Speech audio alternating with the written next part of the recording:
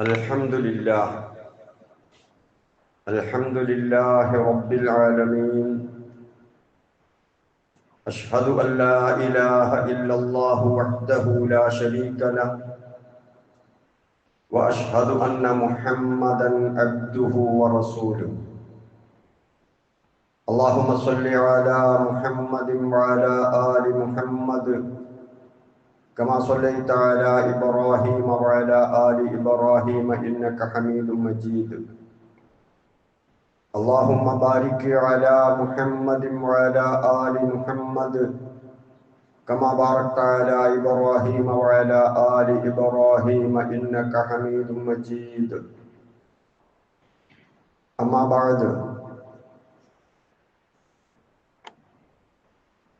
يا أيها الذين آمنوا اتقوا الله حق تقاته ولا تموتن إلا وأنتم مسلمون. اتقوا الله عباد الله. സഹോദരങ്ങളെ, സഹോദരിമാരെ, അള്ളാഹുവിന്റെ വിധിവിലക്കുകൾ കൃത്യമായി മനസ്സിലാക്കി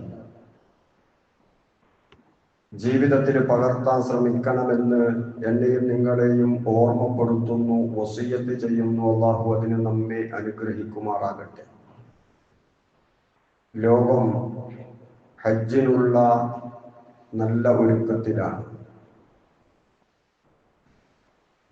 ലോകത്തിന്റെ നാനാഭാഗത്തു നിന്നും ഈ വർഷത്തെ അള്ളാഹുവിന്റെ അതിഥികളെ ഹറമിലേക്ക് യാത്ര അയച്ചുകൊണ്ടിരിക്കുകയാണ് മുസ്ലിം ലോകം. ഓരോ വർഷവും അവിടം സന്ദർശിക്കാൻ ആളുകളുടെ കൂട്ടത്തിൽ നിന്ന് അള്ളാഹു പ്രത്യേകം തെരഞ്ഞെടുത്ത് കൊണ്ടുപോവുകയാണ്.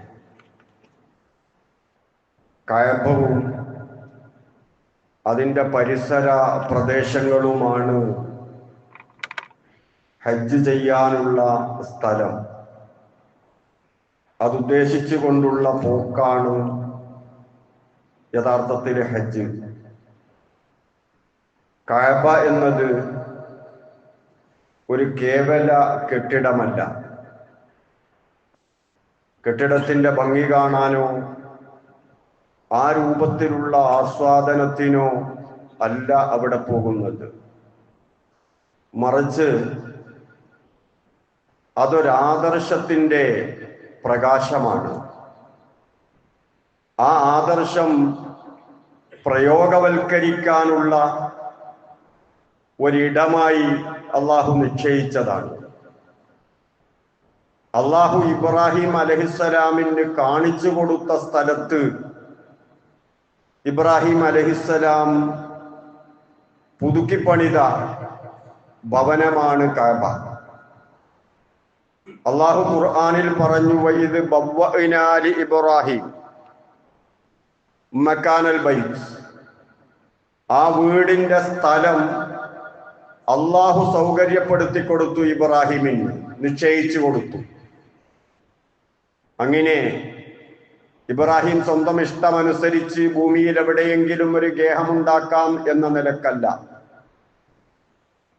അപ്പോൾ ഒരാദർശത്തിന്റെ, ഒരാശയത്തിന്റെ ഭവനമാണ് കഅബ. ആ ആദർശം അതിൻ്റെ പരിസരത്ത് താമസിക്കുന്ന, അത് പരിപാലിക്കുന്ന ആളുകൾ കളഞ്ഞു കുളിച്ചപ്പോൾ അത് തിരിച്ചു പിടിച്ച് അതേ ആദർശം അവിടെ സ്ഥാപിക്കാൻ അള്ളാഹു നിശ്ചയിച്ച അന്ത്യപ്രവാചകനാണ് മുഹമ്മദ് നബി സല്ലല്ലാഹു അലൈഹി വസല്ലം. അപ്പൊ തൗഹീദ് എന്നത് കഅബ കേന്ദ്രീകരിച്ച് പുനഃസ്ഥാപിക്കപ്പെട്ട ഒരു സുന്ദരമായ ആദർശമാണ്. ഷിർക്കിന്റെ നിഷേധമാണ് കഅബ. അശേഷം ഷിർക്ക് പാടില്ല എന്ന് അക്ഷരാർത്ഥത്തിൽ പ്രഖ്യാപിച്ചിട്ട് പ്രായോഗികമായി അത് നിർമാർജനം ചെയ്ത് തൗഹീദ് തുടങ്ങിയ ഇടമാണ് കഅബ. കഅബയിലേക്ക് പോകുന്ന ആളുകൾ മുഴക്കുന്ന മുദ്രാവാക്യത്തിലും അത് തന്നെയാണുള്ളത്. ഉംറക്ക് പോവുകയാണെങ്കിലും ഹജ്ജിന് പോവുകയാണെങ്കിലും അല്ലാഹു തആല നിർദ്ദേശിച്ച പ്രകാരമാണ് റസൂലുള്ളാഹി സ്വല്ലല്ലാഹു അലൈഹി വസല്ലം ആ തൽബിയത്ത് ലോകത്തിന് കൈമാറുകയും മുസ്ലിം ലോകം അത് ഏറ്റുപറയുകയും ചെയ്യുന്നത്. ഇബ്രാഹിം അലൈഹിസ്സലാം കഅബ പണിതിട്ട് തൻ്റെ കുടുംബത്തിലുള്ള ഹാജറിനെയും ഇസ്മായിലിനെയും മാത്രമാണ് അവിടെ താമസിപ്പിച്ചത്, ആരോരുമില്ലാത്ത ആ ഇടം. എന്നിട്ട് അല്ലാഹുവിനോട് പറഞ്ഞു, റബ്ബന ഇന്നി അസ്കന്തു മിൻ ദുർരിയതി ബിവാദിൻ ഗൈരി ദി സറഇൻ ഇൻദ ബൈതികൽ മുഹറം. നിന്റെ പരിശുദ്ധ ഗേഹത്തിന്റെ അടുത്ത് ഞാനിതാ എന്റെ കുടുംബത്തിൽ ഒരു ഭാഗത്തെ താമസിപ്പിച്ചിരിക്കുകയാണ്. അവർ നമസ്കാരം നിലനിർത്തണം, തൗഹീദ് അനുസരിച്ച് ജീവിക്കണം. അതിനുള്ളതാണ് ഈ ഭവനമെന്ന പ്രഖ്യാപനമാണ് ആ പ്രാർത്ഥനയിലൂടെ ഇബ്രാഹിം അലൈഹിസ്സലാം പ്രഖ്യാപിച്ചത്. ഇന്ന അവ്വല ബൈത്തിൻ വുളിയ ലിന്നാസി ലല്ലതി ബിബക്ക. ജനങ്ങൾക്ക് വേണ്ടി സ്ഥാപിക്കപ്പെട്ട ഒന്നാമത്തെ വീട് അഥവാ ആദർശത്തിന് വേണ്ടി സ്ഥാപിക്കപ്പെട്ട വീട്, തൗഹീദിന് വേണ്ടി സ്ഥാപിക്കപ്പെട്ട ഒന്നാമത്തെ വീട് അത് കഅബയാണ്. അതിനു മുമ്പ് മനുഷ്യൻ വീടുണ്ടാക്കിയിട്ടില്ല, ഉറങ്ങിയിട്ടില്ല എന്നൊന്നുമല്ല. തൗഹീദിന് വേണ്ടി അല്ലാഹുവിന്റെ ഭൂമിയിൽ ആദ്യമായി സ്ഥാപിക്കപ്പെട്ട ഭവനമാണ് പരിശുദ്ധ കഅബ. അങ്ങോട്ട് പോകുന്നവർക്ക് പറയാനുള്ളത് അതാണ്, ലബ്ബൈക് അല്ലാഹുമ്മ ലബ്ബൈക്.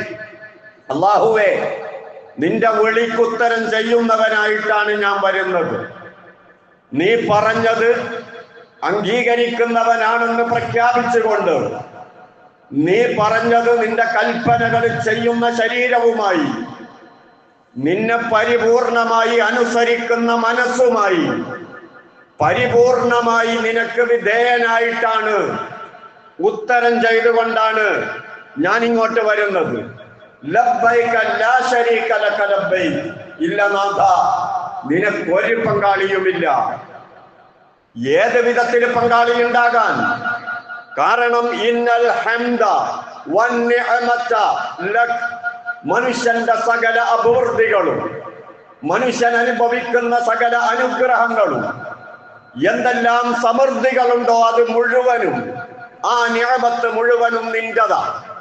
അപ്പൊ നിന്റെ നിഅമത്ത് ആസ്വദിച്ചുകൊണ്ട് ഇവിടെ ജീവിക്കുമ്പോ പ്രാർത്ഥനയായിട്ടും പ്രവർത്തനമായിട്ടും മാനസിക വിചാരമായിട്ടും എന്തെല്ലാം ആരാധനാ കർമ്മങ്ങളും നന്ദി വാക്കുകളും പറയണോ അത് നിനക്ക. ഇന്നൽ ഹംദ്, ഹംദ് നിനക്കാണ്. കാരണം നിഅമത്ത് നിന്റെതാ. നിന്റെ നിഅമത്ത് ഉപയോഗപ്പെടുത്തി ഭൂമിയിൽ ജീവിച്ചിട്ട് അതിന് പകരമാകുന്ന ആരാധനകളും അർച്ചനകളും എല്ലാം ഹംദ് മുഖേന അല്ലാഹ് നിനക്കാണ്. ഇതിന്റെ പ്രഖ്യാപനമാണ്. വൽ മുൽക്ക്, നീയാണ് പരമാധികാരി, എല്ലാം നിന്റെതാണ്. എന്നിട്ട് അവസാനം പറയുന്നു ലാ ശരീക ലക്. വീണ്ടും ആവർത്തിക്കുകയാണ് ശിർക്കിന്റെ നിഷേധം. അശേഷം ശിർക്കില്ലാത്തവനാണ് ഞാൻ. തൗഹീദിന്റെ ഭവനത്തിലേക്കാണ് എന്റെ യാത്ര.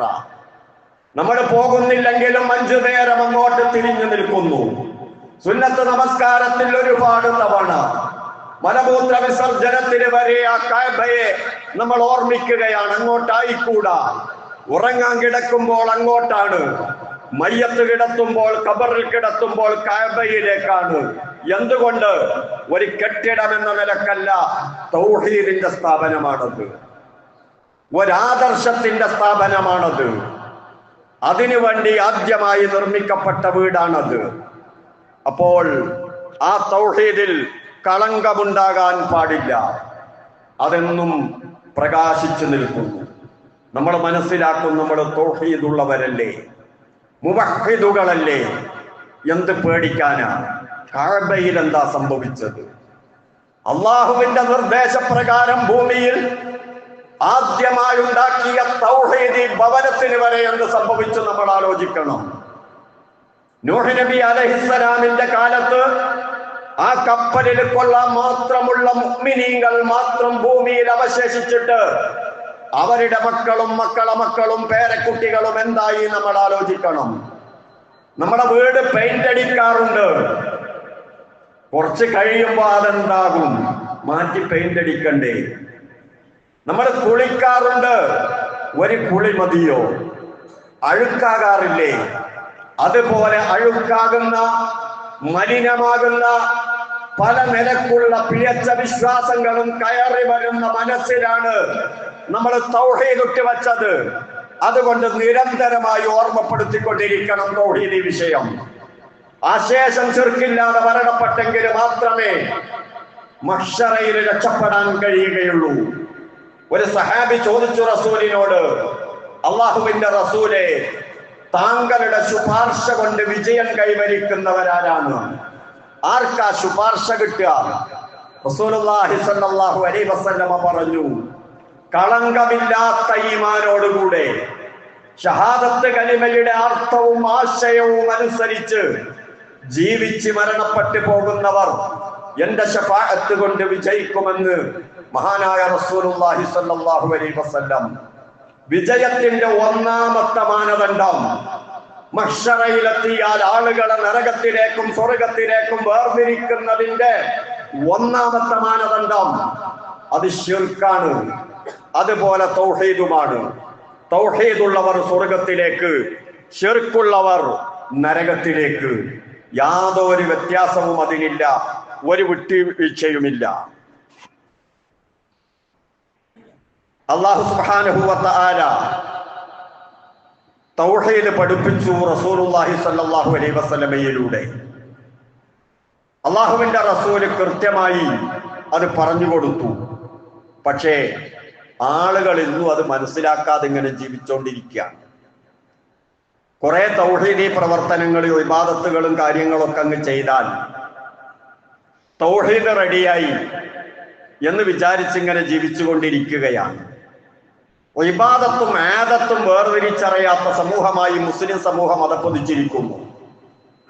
നിങ്ങൾ ഔലിയാക്കളോട് ദ്വാരിക്കരുത്, പുണ്യാളന്മാരോട് പ്രാർത്ഥിക്കരുത് എന്ന് പറയുമ്പോ എന്നാ പിന്നെ കടയിൽ കയറിയിട്ട് ചായ ചോദിക്കുന്നില്ലേ, അത് ചോദിക്കാൻ പറ്റുമോ എന്ന് സാധാരണക്കാരല്ല, അവർക്ക് നേതൃത്വം കൊടുക്കുന്ന പണ്ഡിത വേഷധാരികൾ ആളുകളോട് പറഞ്ഞിട്ട് സാധാരണഗതിയിലുള്ള ചോദ്യവും അതുപോലെ തന്നെ ആരാധനാപരമായ വിവാദത്വപരമായ ചോദ്യവും കൂട്ടിക്കുഴച്ചിട്ട് ശിർക്കും തൗഹീദും കൂടിക്കലർന്ന ഒരു ജീവിതവുമായി ഈ സമൂഹം ജീവിച്ചു കൊണ്ടിരിക്കുമ്പോ നമുക്കെങ്ങനെ പ്രബോധന പ്രവർത്തനങ്ങൾ നിർത്തിവെക്കാൻ കഴിയും?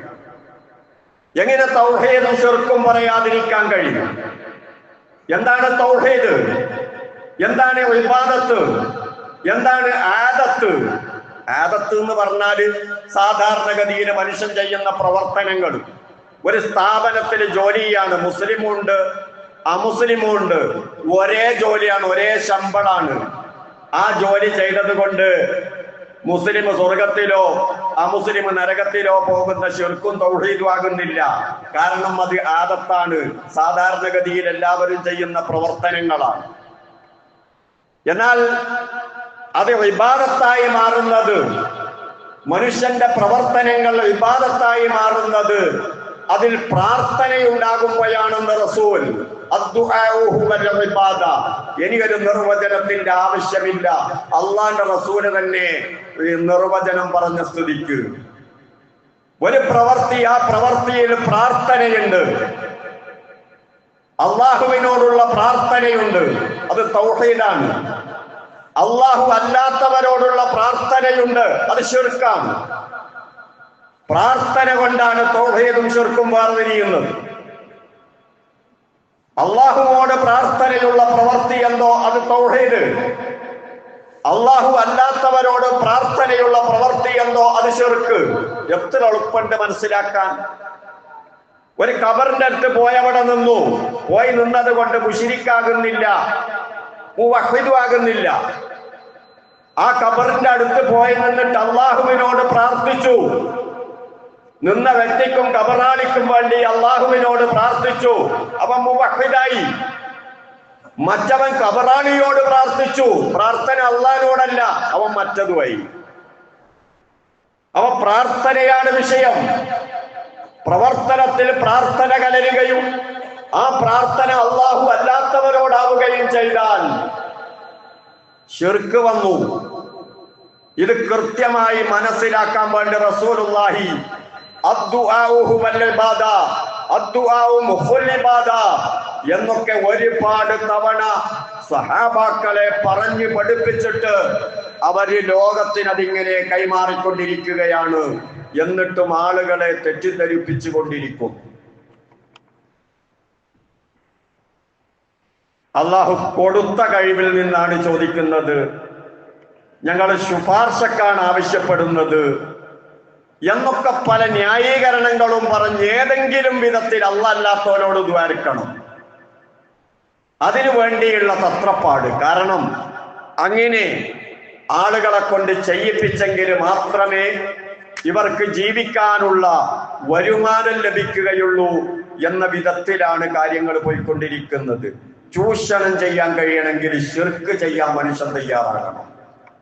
തൗഹീദിൽ അധിഷ്ഠിതമായി ജീവിക്കുകയാണെങ്കിൽ അവനവന്റെ വിഷയം അവനവൻ അള്ളാഹുവിനോട് പറയുകയും അള്ളാഹുവിനെ ആരാധിച്ച് ജീവിക്കുകയും ചെയ്യുകയാണെങ്കിൽ, അള്ളാഹുവിൽ തവക്കുലാക്കുകയാണെങ്കിൽ ഒരാൾക്കും അദ്ദേഹത്തെ ചൂഷണം ചെയ്യാൻ കഴിയില്ല. വിശ്വാസപരമായി ചൂഷണം ചെയ്യാൻ കഴിയില്ല.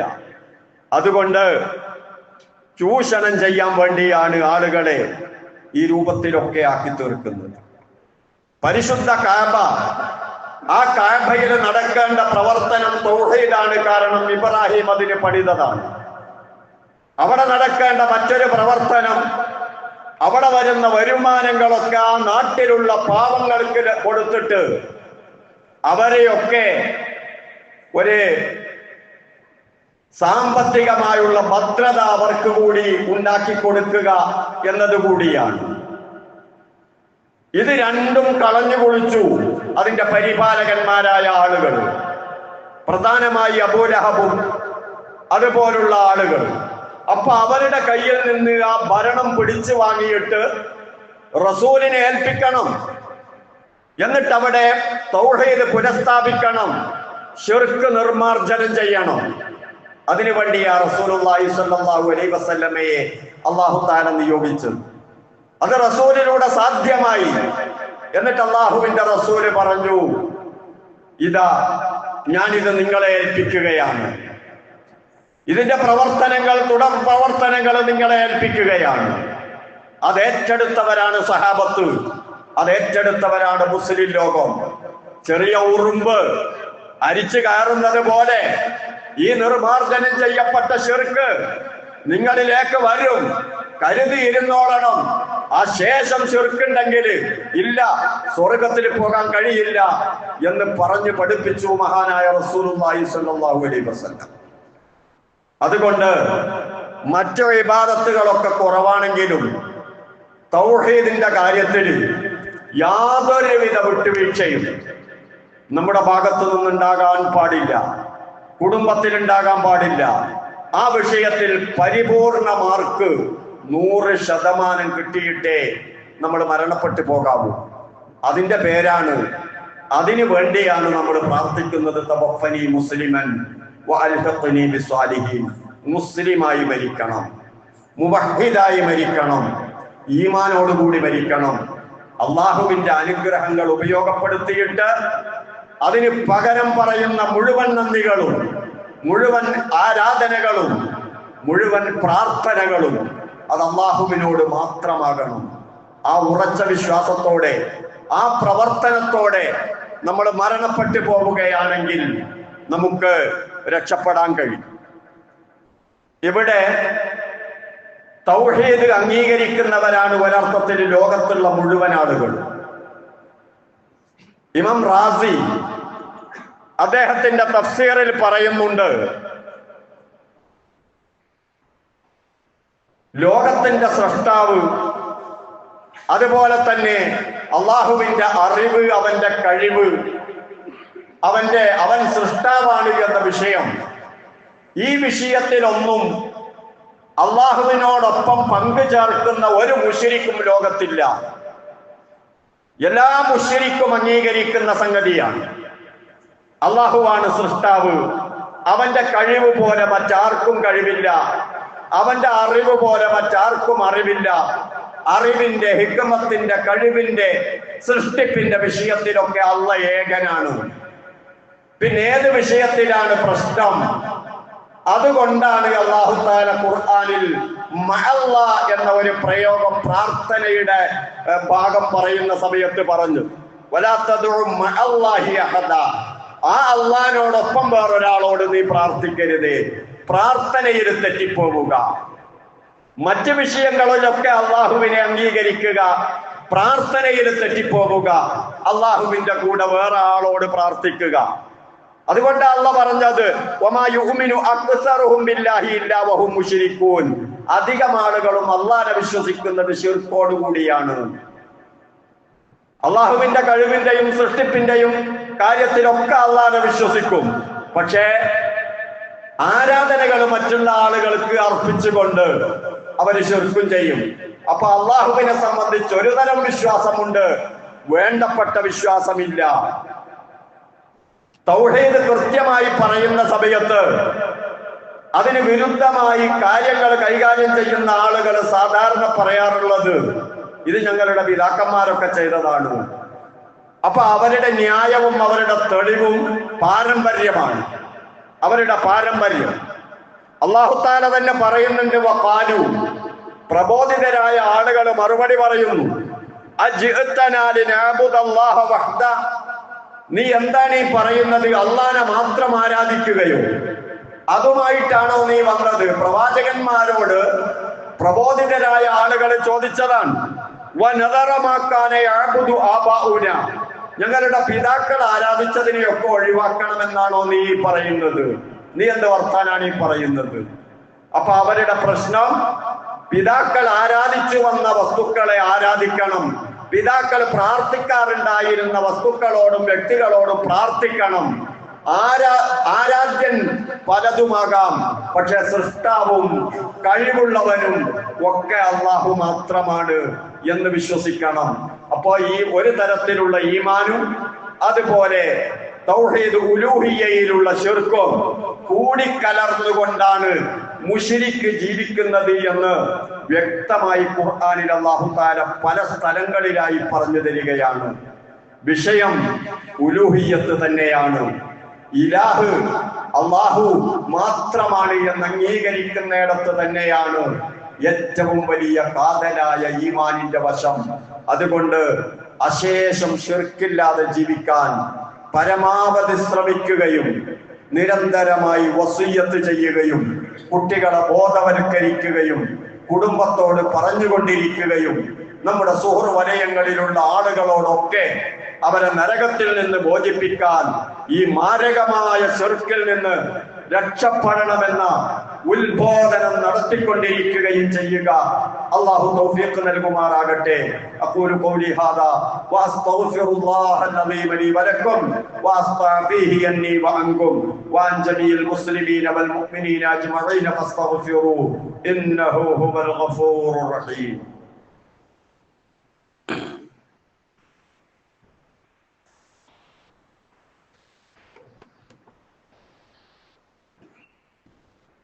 അൽഹംദുലില്ലാഹ് വസ്സലാത്തു വസ്സലാമു അലാ റസൂലില്ലാഹ് വഅലാ ആലിഹിൽ ഫായിസീന ബിറിളല്ലാഹ് ഊസീകും ഇബാദല്ലാഹി വഇയ്യായ ബിത്തഖ്വല്ലാഹ്. സഹോദരങ്ങളെ, സഹോദരിമാർ, അല്ലാഹുവിന്റെ വിധിവിലക്കുകൾ അനുസരിച്ച് ജീവിക്കണേ എന്ന് ഒരിക്കൽ കൂടി ഓർമ്മപ്പെടുത്തുന്നു, വസിയ്യത്ത് ചെയ്യുന്നു. അല്ലാഹു അതിന് നമ്മെ അനുഗ്രഹിക്കുമാറാകട്ടെ. നമുക്ക് മുഅ്മിനീങ്ങൾ എന്ന നിലക്ക് ഒരു പാരമ്പര്യമുണ്ട്. നല്ല പ്രതാപമുള്ള പാരമ്പര്യമാണ് നമ്മുടെ പാരമ്പര്യം. ഏതാണ് ആ പാരമ്പര്യം? അത് നമ്മുടെ ആത്മീയ നേതാവ് മുഹമ്മദ് നബി സല്ലല്ലാഹു അലൈഹി വസല്ലമയും അവിടുത്തെ സഹാബത്തും താബിഈങ്ങളും എല്ലാം അടങ്ങുന്ന ആ ഉത്തമ നൂറ്റാണ്ടുകാരുടെ പാരമ്പര്യമാണ്. ഖുർആനിൽ അല്ലാഹു പറഞ്ഞ വസാബിഖൂനൽ അവ്വലൂൻ, ആ ഒന്നാം ബാച്ച് അൻസാറുകളും മുഹാജിറുകളും അടങ്ങുന്ന വല്ലദീന തബഊഹും ബിഇഹ്സാൻ, നല്ല വിഷയത്തിൽ അവരുമായി സഹകരിച്ച, പൊരുത്തപ്പെട്ട, അവരെ പിന്തുടരുന്ന ആളുകളുമുള്ള ആ ഉത്തമ ബാച്ച്, അതാ നമ്മുടെ പാരമ്പര്യം. അല്ലാതെ അതിനു വിരുദ്ധമായി ഇടക്കാലത്ത് വെച്ച് ഇസ്ലാമിലേക്ക് കടത്തിക്കൂട്ടിയിട്ട് അതിന് ഇസ്ലാമിക മുഖം നൽകി കൊണ്ടു നടക്കുന്ന വിഷയങ്ങളുണ്ട്. അതല്ല നമ്മുടെ പാരമ്പര്യം. അതിന്റെ പേര് ബിദ്അത്ത് എന്നാണ്. പിൽക്കാലത്ത് കടന്നുകൂടിയതിന് മഹാനായ റസൂലുള്ളാഹി ഒരു ദിവസം ഒരു പ്രസംഗം നടത്തി സഹാബാക്കളോട്. റിപ്പോർട്ട് ചെയ്യുന്ന സഹാബാക്കൾ പറയാം, ഞങ്ങൾ കരഞ്ഞു ആ പ്രസംഗം കേട്ടിട്ട്.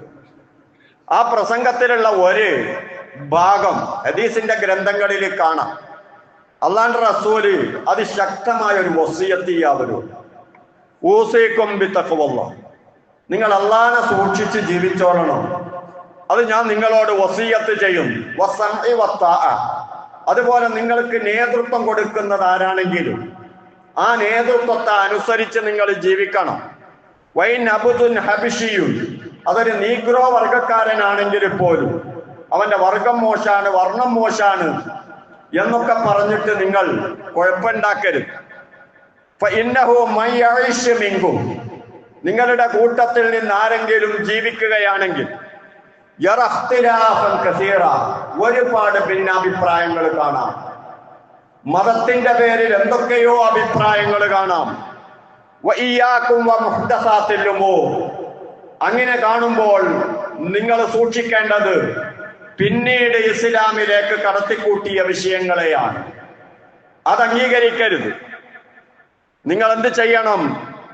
ഫഅലൈഹി ബിസുന്നതി വസുന്നത്തിൽ ഖുലഫാഇർ റാഷിദീൻ മഹ്ദിയീൻ, അങ്ങനെ കാണുന്നവർ ഖുലഫാഉർ റാഷിദുകളുടെ, അതുപോലെ തന്നെ എൻ്റെ റസൂലുള്ളാഹി സ്വല്ലല്ലാഹു അലൈഹി വസല്ലമ പറയുന്നു, റസൂലിന്റെ മാതൃക, റസൂല് കാണിച്ചു തന്നത് അതനുസരിച്ച് ജീവിക്കണം. അപ്പൊ സുന്നത്തിലേക്ക്, സലഫു സാലിഹീങ്ങളിലേക്ക്, ആ ഉത്തമ നൂറ്റാണ്ടുകാരുടെ പാരമ്പര്യത്തിലേക്ക് തിരിച്ചു പോകണം. അതുകൊണ്ട് മാത്രമേ രക്ഷപ്പെടുകയുള്ളൂ. ഈ ഉമ്മത്തിന്റെ ആദ്യ തലമുറ ഏതൊരു കാര്യം കൊണ്ടാണോ രക്ഷപ്പെട്ടത്, അതുകൊണ്ട് മാത്രമാണ് ഇതിന്റെ അവസാന തലമുറയും രക്ഷപ്പെടുകയുള്ളൂ. അതുകൊണ്ട് കൃത്യമായി ഇസ്ലാമിന്റെ പാരമ്പര്യം മനസ്സിലാക്കി ആ പാരമ്പര്യത്തിലേക്കുള്ള തിരിച്ചുപോക്കിന്റെ തയ്യാറെടുപ്പും കണിശമായ തൗഹീദിന്റെ വാക്താക്കളായി ജീവിക്കുമെന്ന പ്രതിജ്ഞയുമുണ്ടെങ്കിൽ നമുക്ക് രക്ഷപ്പെടാൻ സാധിക്കും. ആ രൂപത്തിൽ രക്ഷപ്പെടുന്ന വിശ്വാസികളുടെ കൂട്ടത്തിൽ അല്ലാഹു നമ്മെ ഉൾപ്പെടുത്തി തരുമാറാകട്ടെ.